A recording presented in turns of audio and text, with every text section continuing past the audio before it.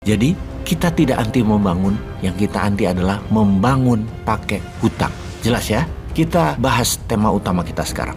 PLN merugi ratusan triliun hingga 500 triliun. Padahal nggak ada masyarakat yang ngutang bayar listrik, kalau telat bahkan dimatiin. Pertamina rugi ratusan triliun. Padahal bayaran kita di pom bensin semua tunai. Gas melon atau gas tabung lainnya, semua kita beli tunai. PGN dijual karena merugi ke Singapura. Rajin membangun infrastruktur, namun BUMN karya-karya kok malah merugi. Masyarakat yang kalau naik kereta api tunai kita bayar, KAI-nya terlilit hutang besar, menanggung beban investasi kereta cepat dan pembangunan lainnya yang tidak menghasilkan sales atau penjualan bagus dan lama jadinya. PDAM banyak yang bangkrut, padahal masyarakat bayarnya nggak pernah telat. Beli pupuk, petani bayarnya tunai. Pusri bangkrut, petani tetap miskin, harga gabah rendah. Masyarakat membangun rumah, beli semen tunai, PT Semen Indonesia bangkrut. Bahkan asuransi masyarakat bayar tunai, Asabri dan Bumi Putra bangkrut. BPJS terlilit hutang. Lebih aneh lagi, kita beli tiket pesawat Garuda, itu airline harga tiketnya termahal, Garudanya bangkrut. Yang parah lagi nih ya, bayar pajaknya rakyat kita rajin, APBN-nya jebol, ambyar, dan defisit neraca APBN tekor kebanyakan biaya. Hutang negara naik 5.000 triliun dalam 8 tahun atau naik 300% atau naik 3 kali lipat dari sebelumnya. Namun pertumbuhannya hanya 20%, tidak sampai seperempat pembangunan dibanding sewaktu dirinya menjabat di awal 8 tahun yang lalu. Memang idealnya kalau mengerti cara mengelola keuangan, baik itu kelolaan bisnis atau kelolaan anggaran domestik rumah tangga. Kalau invest 1 miliar dalam 5 tahun, lunas pinjamannya dan usahanya masih berjalan baik, di mana setiap tahun ke depannya masih plus, masih dapat 200 juta rupiah. Bukan invest 1 miliar dalam 5 tahun hanya dapat 250 juta, hutang 1 miliarnya dan bunganya masih menumpuk belum terbayar, yang 250 juta habis buat biaya harian. Itu mismanagement atau tidak merit kelolaannya namanya. Bukan membangun apalagi bertumbuh. Itu tidak amanah pengusahanya atau tidak amanah kelolaan rumah tangganya. Maaf ya, berusaha menghindari kata-kata pejabat dan pemerintahnya tidak mampu. Jangan sampai kita mengatakan pejabatnya tidak mampu karena mereka itu pilihan 60% masyarakat yang saat ini pun masih disukai. Jadi bagaimana kita melihat masalah ini semua dan apa solusinya? Nah, itu ciri New Mind. Kritis dalam melihat masalah, kritik masalahnya, dan kemudian memberikan solusi.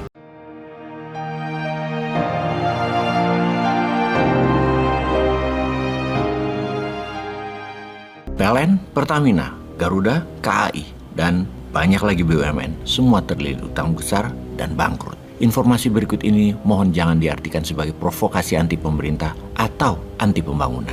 Namun pernyataan anak bangsa yang khawatir Indonesia telah menjadi negara terkorup. Dan mengapa hal itu bisa terjadi? Apakah ini ego pejabat tertinggi yang mengatakan dalam hati, gue biarin lu main, tapi jagain posisi gue selamanya ya? Begitukah? Pastinya tidak. Pastinya itu hanya hoax dari pandangan bosman. Tidak ada pejabat yang ingin menjabat selamanya, namun mendiamkan uang negara dibagi-bagi di korupsi sesama kroninya. Dan pejabat walaupun bukan kroni, namun supaya mendukung dirinya menjabat selamanya, didiamkan, bermain-main dengan jabatannya untuk memperkaya dirinya, pejabat dan kroninya. Benar begitu selama ini ya? Wah, nggak tahu juga. Namun semua itu harus kita perdalam. Membahas kita anti pembangunan dalam pemerintahan ini, hal ini harus diluruskan karena kita tidak anti pembangunan dan tidak anti kegiatan membangun infrastruktur yang selama ini dibangun. Itu info hoax dari para buzzer rupiah, seakan kita anti pembangunan yang dilakukan pemerintah saat ini. Sehubungan dengan itu kita jawab, benar, kita anti membangun dengan hutang. Karena membangun dengan hutang bisa bukan membuat pertumbuhan, namun bisa malah membuat bangkrut. Karena kita pasti semua setuju kalau membangun itu belum tentu bertumbuh atau membuat growth, pertumbuhan, terutama ekonomi. Pasti setuju kan? Misalnya nih ya, misalnya seseorang menambah ruangan di rumahnya untuk disewakan jadi kos-kosan. Beda dengan merenovasi rumah untuk menambah garasi, untuk menambah mobil yang kreditan juga. Dalam jangka panjang nilai mobil akan turun. Di sini membedakan bahwa yang satu membangun untuk bertumbuh, yang satu membangun untuk menyusut. Jadi kita tidak anti membangun, yang kita anti adalah membangun pakai hutang. Jelas ya? Kita bahas tema utama kita sekarang.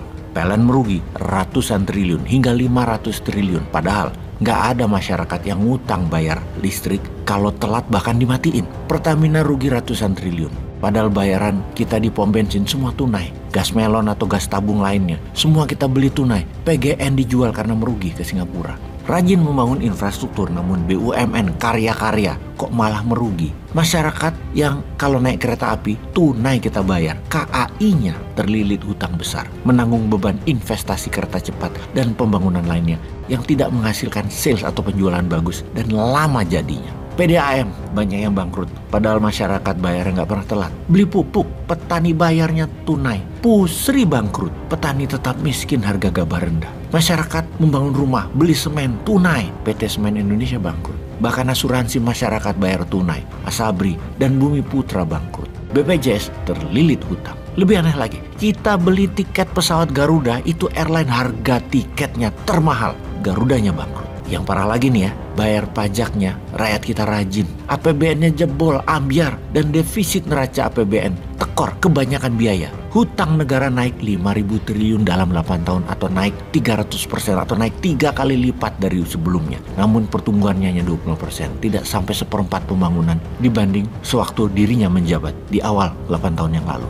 Memang idealnya kalau mengerti cara mengelola keuangan, baik itu kelolaan bisnis atau kelolaan anggaran domestik rumah tangga. Kalau invest 1 miliar dalam 5 tahun, lunas pinjamannya dan usahanya masih berjalan baik, di mana setiap tahun ke depannya masih plus, masih dapat 200 juta rupiah. Bukan invest 1 miliar dalam 5 tahun hanya dapat 250 juta, hutang 1 miliarnya dan bunganya masih menumpuk belum terbayar, yang 250 juta habis buat biaya harian. Itu mismanagement atau tidak merit kelolaannya namanya. Bukan membangun apalagi bertumbuh. Itu tidak amanah pengusahanya atau tidak amanah kelolaan rumah tangganya. Maaf ya, berusaha menghindari kata-kata pejabat dan pemerintahnya tidak mampu. Jangan sampai kita mengatakan pejabatnya tidak mampu karena mereka itu pilihan 60% masyarakat yang saat ini pun masih disukai. Jadi bagaimana kita melihat masalah ini semua dan apa solusinya? Nah, itu ciri New Mind. Kritis dalam melihat masalah, kritik masalahnya, dan kemudian memberikan solusi.